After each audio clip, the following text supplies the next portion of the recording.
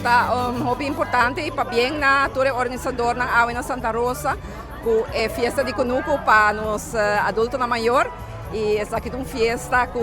está tomando lugar anualmente. Ano passado nós firmamos um MOU conjuntamente com o Ministro de Assuntos Primários, o Ministro Geoffrey Wever, para assim nós podermos junto com Santa Rosa e Direção Ouderenzaken, para assim nós por garantizar que o adulto na maior não está em isolação, não está participar, não por encontrar na mesa com outro e também para estimular o setor primário, o setor de agricultura, para assim nós não por estar conectados também na nossa terra.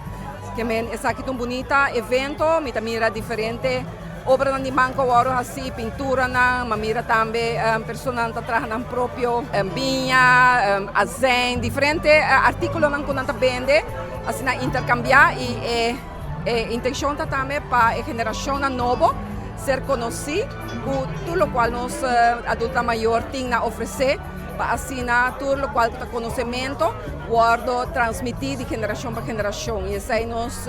Ministério da Parapé também, para não somente estimular o bem-estar geral para os adultos maiores viver uma vida digna, mas também para poder participar e conectar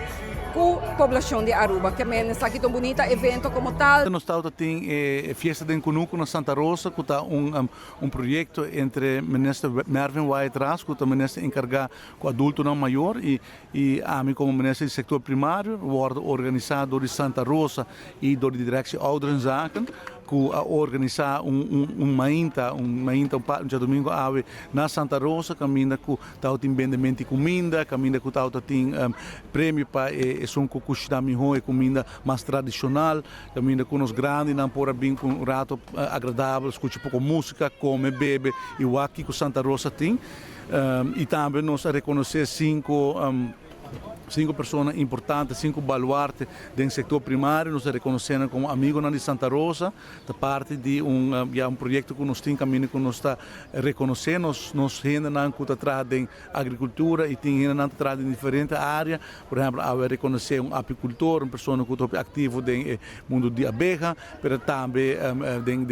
que tem Conuco, que tem cria bestia. Ave mainta fiesta de Conuco viaja mais, mainta trempang estava em aguacero, fiesta de Conuco não está bem sem aguacero, mas não que las trova. Como está mire ambiente, grupo não tem caba, grupo não de baile preparando, comida na criollo na quantidade, produto não plantando, Aruba, fruta, verduras, tudo isso aqui. Vou dar aqui dentro da fiesta de Conuco, junto com o departamento de adulto maior e Santa Rosa. Bem, natureza não corre homenagem a uma inta, tá nos baluarte não, nós temos que apreciar não,